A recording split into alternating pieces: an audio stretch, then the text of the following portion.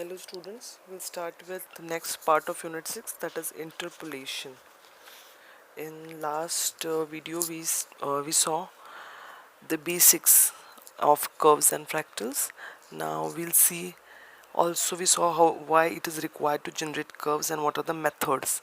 Now the methods for curve generation, we saw different methods like the already used ones.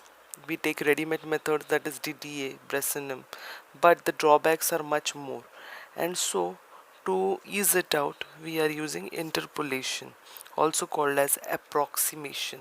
So we'll see what is interpolation.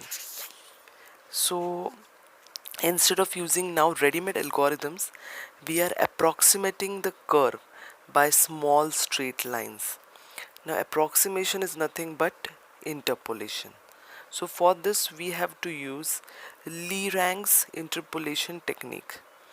The aim of Lagrange's interpolation is to actually generate a, we can say, a smooth curve which passes through an ordered set of points. So generally this set of points we call them as control points.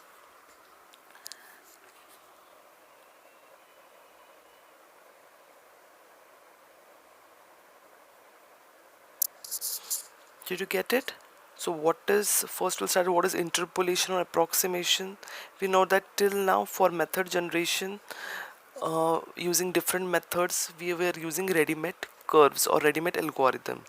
So here instead of using ready-made algorithm, we are approximating the curve by small straight lines. Now approximation is also called, which is also called interpolation. So for this we are using Lagrange's interpolation technique. And the aim of Lagrange's interpolation is to generate a smooth curve which passes through, we can say, a ordered set of points. Now generally these set of points are called control points. So the common theme here is to use these control points to generate parametric equations. Now we can draw an approximation to a curve if we have an, say, array of sample points. Now we know that the curve is a set of points or pixels, right? So the sample points are nothing but some points on the estimated path of the curve, we can say. Now from this few sample points, we can actually guess the shape of the curve.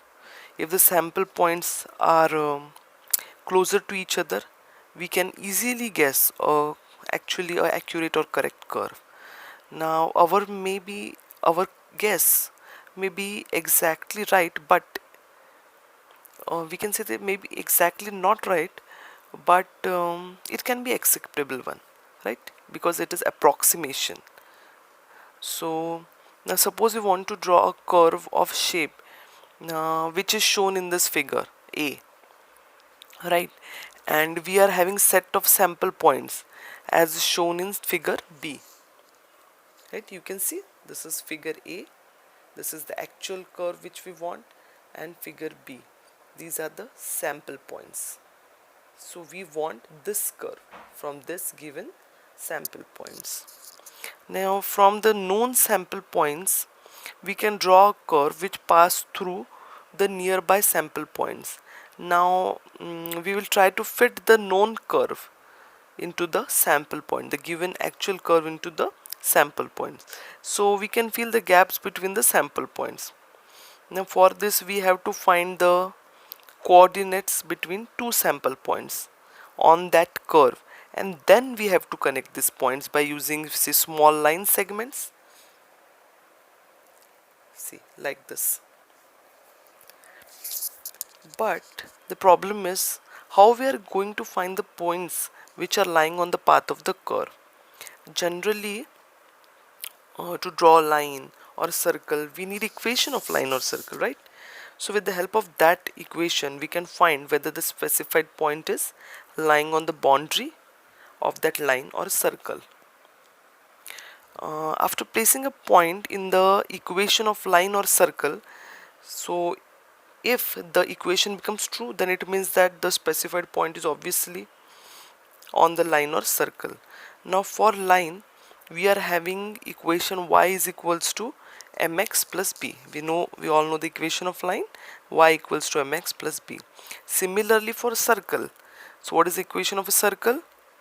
Yes, equation of circle, r square equals to x square plus y square. So if we want to draw any curve, we must know the equation of that curve, so that we can place a point in that equation, and if the equation becomes true, it means the specified point is lying on the curve. But here we do not know the equation of the curve, right? Here the equation of the curve is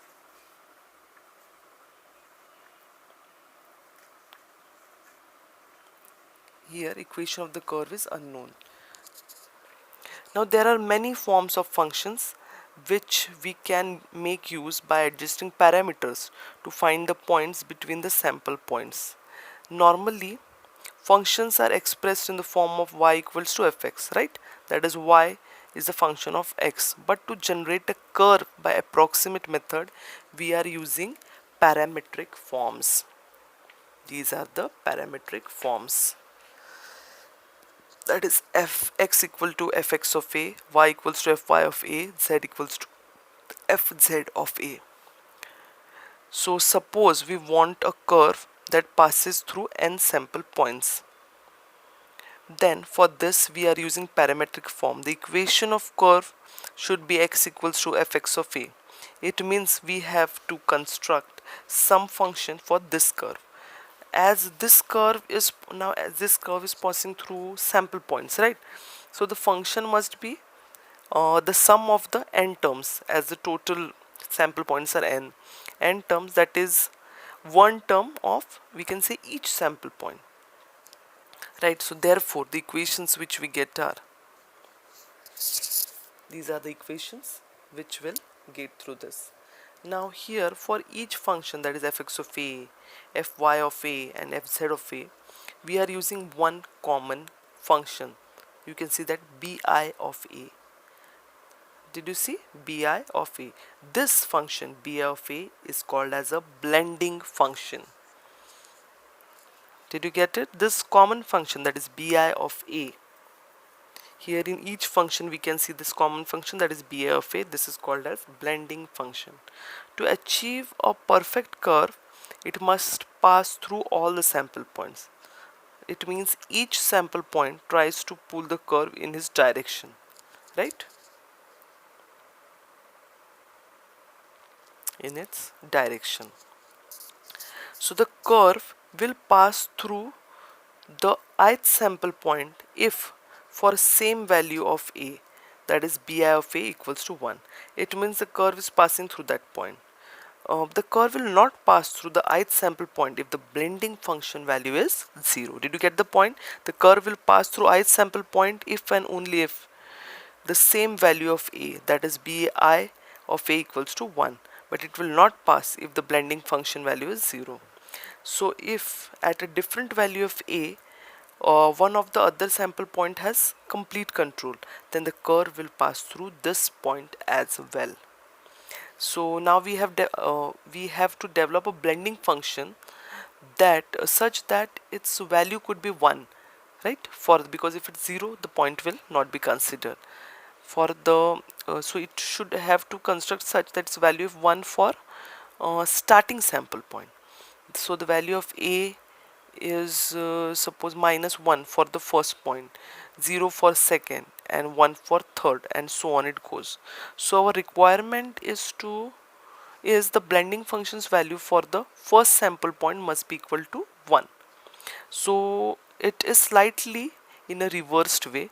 So as here we know the results and the function value must be 1, and for this we have to develop a function, that is bi of a equal to 1, right? To generate a smooth curve, it passes through each sample point, and for this we need a function which will be 1. And so for this we are using, these functions and 4 sample points, we can construct a curve which passes through 4 basic sample points.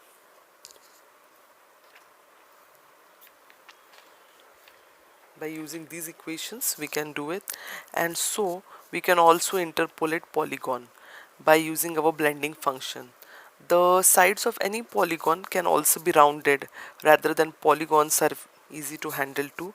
So we just step around the polygon, smoothing out each side by replacing it with, we can say, several line segments. And we start out with a polygon that has only a few sides and end up with polygon which has many sides and also which appears much more smoother. So in next video we'll see what is B-spline curves and corners.